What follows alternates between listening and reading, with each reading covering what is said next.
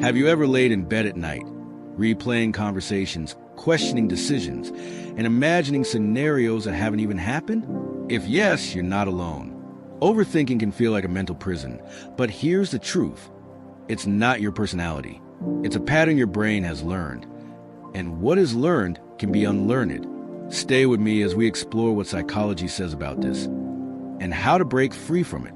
If you find value in understanding the mind, don't forget to subscribe to Whispers of Psychology, where your thoughts find their voice.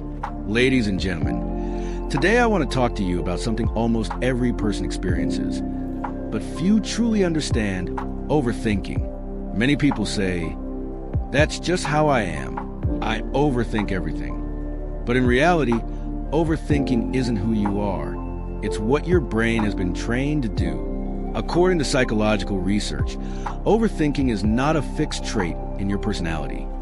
It's a learned cognitive behavior. That means it's something the mind begins to do repeatedly, usually in response to stress, uncertainty, or emotional discomfort. Think of it like this. Your brain is like a muscle, and the thoughts you repeat are like exercises. If you constantly rehearse negative, anxious, or doubtful thoughts, those are mental muscles that grow stronger. And eventually, overthinking becomes automatic. Not because it's who you are, but because it's what you've practiced. Psychologists often refer to this as a cognitive loop, a mental cycle where your thoughts repeat without progress. Instead of solving problems, the brain keeps circling the same fears, regrets, or hypothetical situations. Why? Because at its core, the brain is trying to protect you. It wants answers, it wants clarity, and above all, it wants control. Now, here's where it becomes dangerous. While your mind believes it's being productive, it's actually exhausting itself. Studies have shown that people who habitually overthink are more likely to experience symptoms of anxiety, depression, and even insomnia. Why? Because the brain isn't made to hold a single thought for hours. It's made to process and move forward. What's fascinating is that research in cognitive psychology reveals that overthinking is often rooted in fear. Fear of making the wrong decision, fear of judgment, fear of failure. And when fear mixes with imagination, the result is often worst-case scenario thinking. You start creating problems that don't even exist yet. You feel the weight of future consequences that may never come. But here's the empowering part. If overthinking is a pattern, it can be rewired. The human brain has what neuroscientists call neuroplasticity. Its ability to rewire itself based on new thought patterns and behaviors. That means the same way you train your brain to overthink, you can train it to stop. It begins with awareness. The moment you catch yourself spiraling into what-ifs, pause and ask yourself, is this thought helpful? Is it even true? Or is it just fear wearing a mask of logic? In therapy, especially in cognitive behavioral therapy or CBT, this is a core technique. Challenge the thought, don't accept it at face value.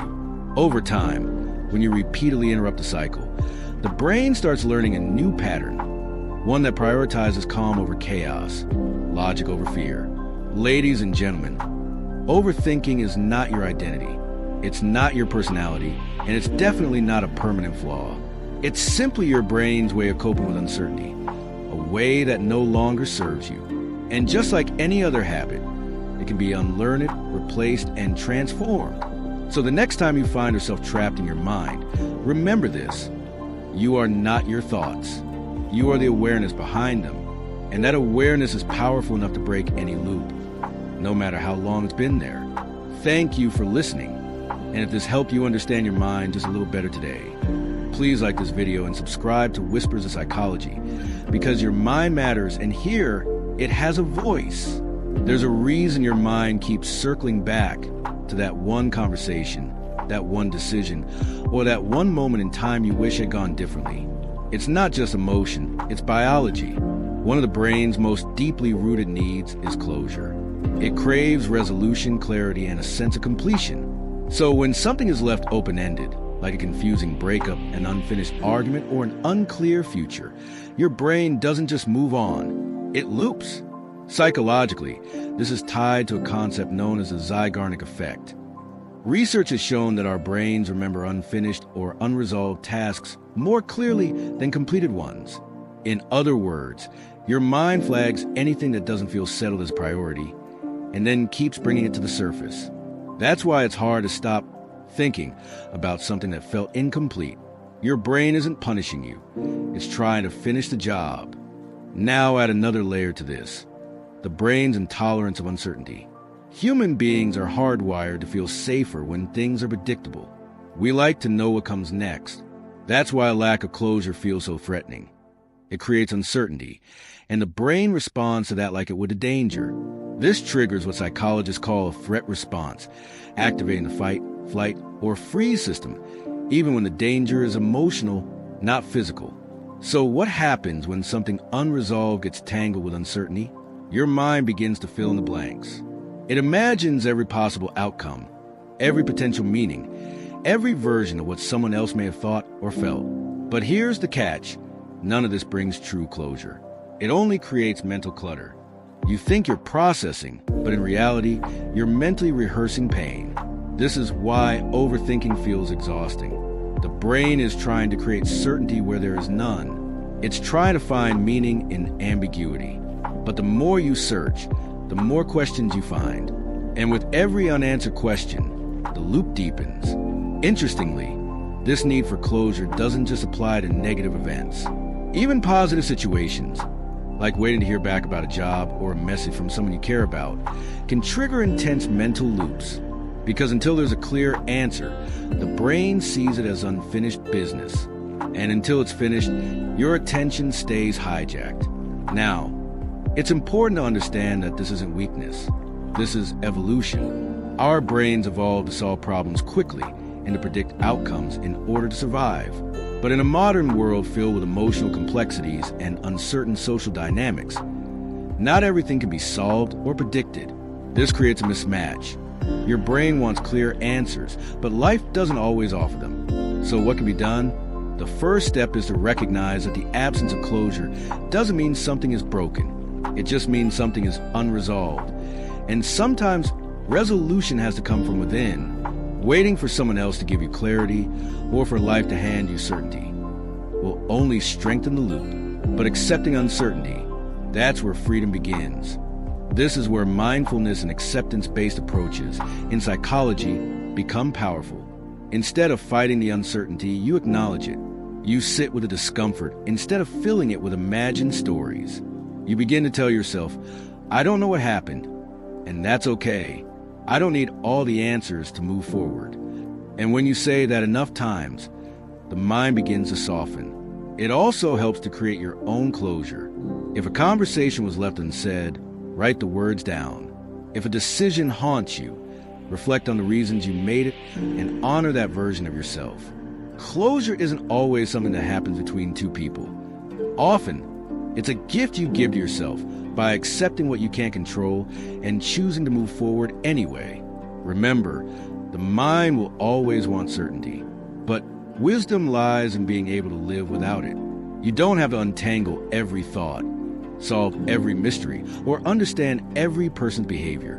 What matters most is that you choose peace over control, presence over perfection, and self-compassion over mental punishment. Because the real freedom isn't in finding every answer. It's in learning that you don't need to. Sometimes, what we call overthinking isn't thinking at all. It's a form of emotional avoidance. When the mind becomes loud, chaotic, and filled with repetitive thoughts, it's often not because we're trying to solve something. It's because we're trying not to feel something. This is a pattern psychology refers to as emotional displacement. Instead of sitting with an uncomfortable feeling, sadness, anger, grief, guilt, the brain diverts energy into excessive thinking. It shifts the focus from emotion to analysis, from feeling to problem solving. But not all problems need solving. Some need feeling. The truth is, emotions don't disappear when we ignore them. They wait, and the more we avoid them, the more they transform. A suppressed feeling often shows up as restlessness, mental noise, or anxiety. You may think you're overwhelmed because of the thoughts you're having, but very often, those thoughts are there because of the emotions you're avoiding. Let's say someone hurt you deeply, but instead of acknowledging the pain, you tell yourself, it's fine, I'm over it. But your brain knows you're not, so it keeps looping. Why did they do that? What did I do wrong? What if I said something different? That's not clarity seeking. That's emotional avoidance dressed up as logical inquiry. You see, when something emotional happens, like a betrayal, a failure, a sudden loss, and we don't allow ourselves to grieve or feel the depth of that experience, the emotion doesn't get processed. It becomes trapped in the body and recycled by the mind.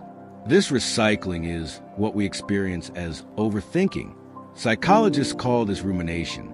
It's the repetitive replay of thoughts linked to emotional distress. And what makes it tricky is that it gives the illusion of control. It makes you feel like you're doing something about the problem, when in fact, you're just circling around it, not healing, just spinning. This is especially common for people who grew up being told not to express emotion. Don't cry, be strong, get over it. These phrases teach us to suppress instead of feel. So as adults, we intellectualize pain. We think instead of feel. And when we think too much, the feelings just go deeper underground until they start leaking into our behavior, our sleep, our relationships. That's why mental noise increases during quiet moments. When you're alone, when you're about to sleep, when the world slows down, the mind speeds up, because those are the moments emotions try to surface. And the mind, fearing those emotions, distracts you with thoughts. But what if you stop running from those feelings? What if instead of analyzing why you're upset, you simply admitted, I feel hurt, I feel rejected, I feel scared. Naming the emotion is powerful. Research shows that when we label our feelings, we reduce their intensity. It helps the brain shift from reactive mode into reflective mode. That's when healing begins. Another tool psychology offers is journaling, not to solve your thoughts, but to feel your feelings. Writing about what you're feeling, not just what you're thinking, allows the brain to move from chaos to clarity. It turns noise into narrative. And here's the most important part. When you allow yourself to feel an emotion fully, it passes. Emotions are waves. They rise, peak, and fall. But when we resist them, we get stuck at the peak. The mental noise is often that resistance, holding you in place. So the next time your mind won't quiet down, ask yourself gently, what am I not letting myself feel right now? Maybe it's grief. Maybe it's disappointment. Maybe it's loneliness. Whatever it is, it's valid. And the moment you give it space, the noise begins to fade. Not because the thoughts vanish, but because they no longer have a shout over the emotion you're trying not to hear. In the end, mental peace isn't just about changing how you think. It's about giving yourself permission to feel. Because what the mind tries to avoid, the body always remembers.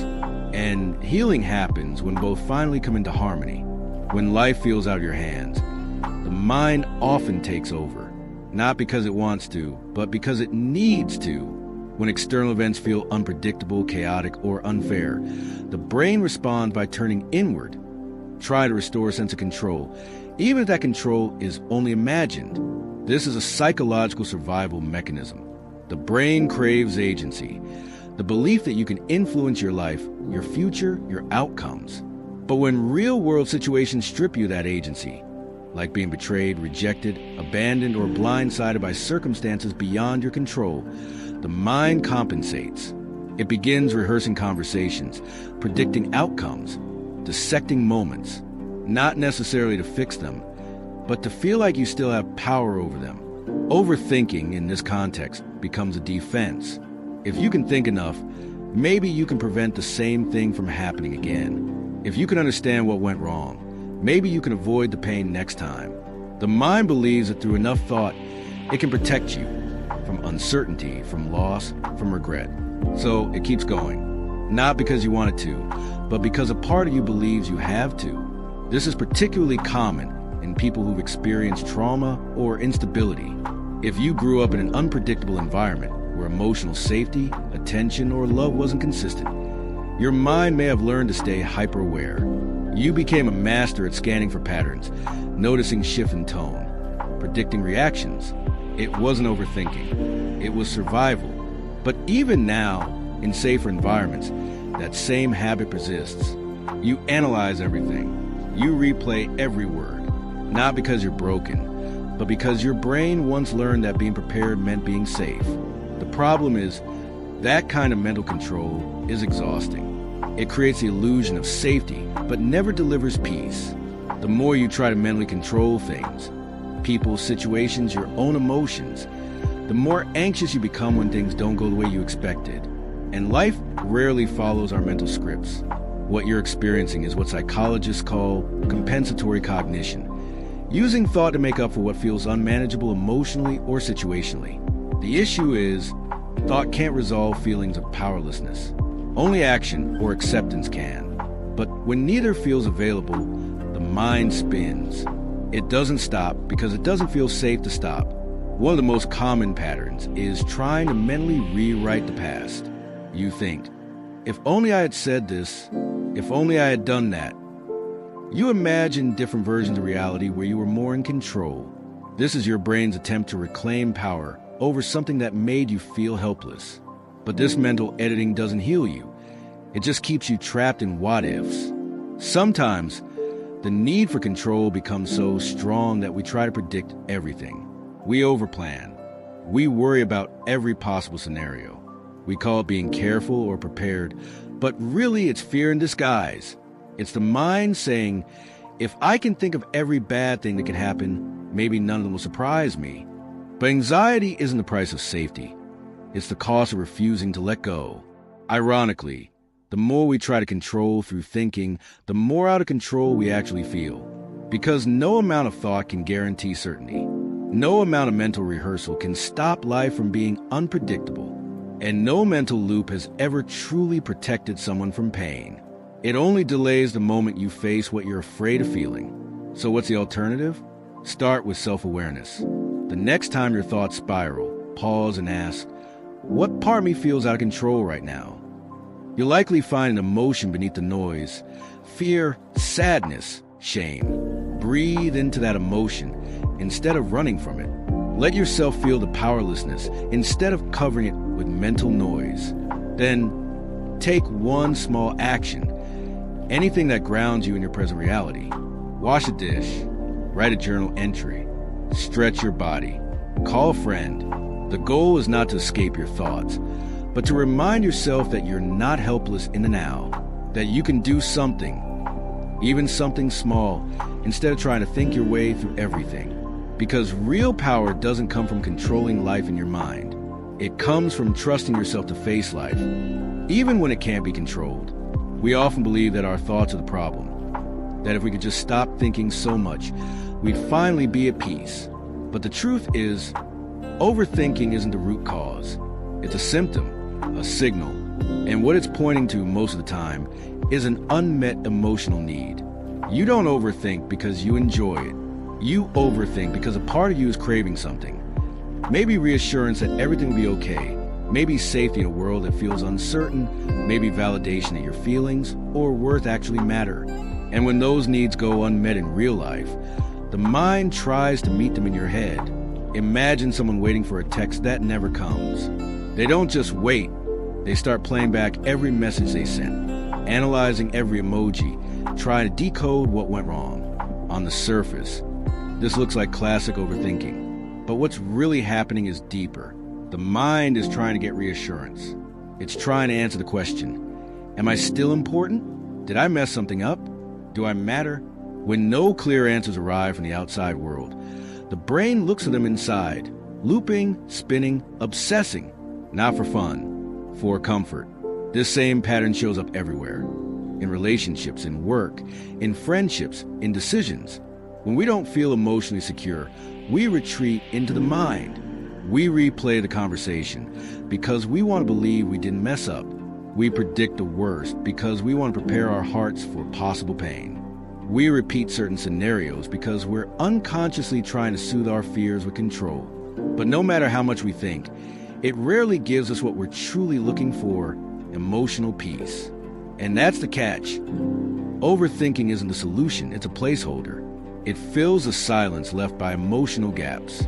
If you didn't grow up feeling emotionally safe or consistently seen, your mind likely became your comfort zone. If validation didn't come easily, or it came with conditions, your inner voice became both your worst critic and your desperate attempt to feel worthy. You learned that if no one else could reassure you, maybe your own thoughts could. But thoughts can't hug you. They can't tell you it's okay. They can't give you what your heart is aching for. Sometimes, overthinking is your inner child begging for something it never received. Love without strings, attention without effort, security without needing to perform. And when those needs are still present in adulthood, the brain does what it knows. It tries to solve emotional hunger with mental effort. But emotional wounds can't be healed through logic. They require compassion, connection, and courage. So the real work isn't to silence your thoughts. It's to ask what they're trying to protect. What are they trying to feed?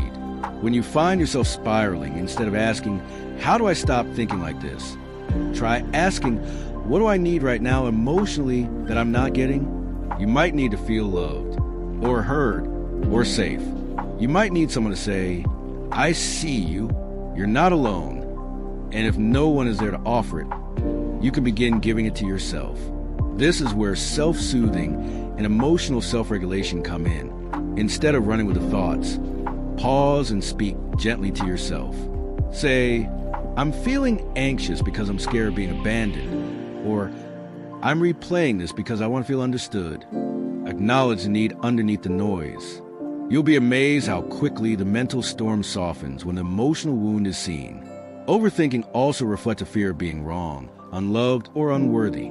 So we overanalyze every choice, every word, hoping that if we think enough, we'll never be rejected. But rejection is part of life. Failure is part of growth. And you don't need to think your way into perfection to deserve love or respect. You are not broken for overthinking. You are human. And like all humans, you have needs, real, raw, valid needs. The goal isn't to shame your thoughts, but to decode them. Let them lead you back to the part of yourself that's still waiting to feel held, safe, or enough. And once you find that part, pause. Sit with it. Offer it words you've longed to hear. You're doing your best. You're allowed to not have all the answers. You're enough, even when your thoughts are loud. Because in the end, it's not about controlling the mind. It's about meeting the heart. So, what if I told you that your racing thoughts were never your enemy, but a signal that something deeper needs your attention? That behind every loop, every what if, every scenario your brain replays 100 times, there's a voice, a need, a fear, a longing. Your thoughts are trying to tell you something your heart hasn't yet said out loud. Maybe you're not broken. Maybe you're just unheard. What psychology teaches us, and what many of us forget, is that overthinking isn't a flaw in our mind. It's a flag. It's the mind's attempt to protect, to prepare, to soothe, but often ends up exhausting us instead. We've explored how the brain's default mode network gets activated when we're not focused, how anxiety tricks the brain into preparing for imaginary dangers, how perfectionism and emotional trauma can wire us to feel unsafe in silence, and how unmet emotional needs for reassurance, for safety, for love, often hide beneath all that noise. But here's the truth.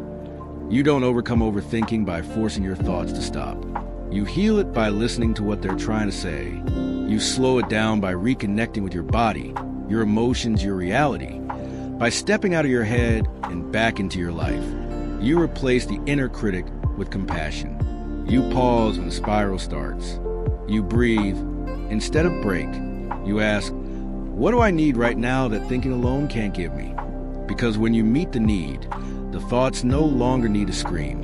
You are allowed to rest. You are allowed to not know everything. You are allowed to just be, without solving, fixing, or fearing. And the next time your mind starts racing, remember, it's not trying to destroy your peace. It's trying to find it. So instead of fighting your thoughts, start understanding them. Because peace doesn't come from silencing the mind. It comes from listening to the soul. Thank you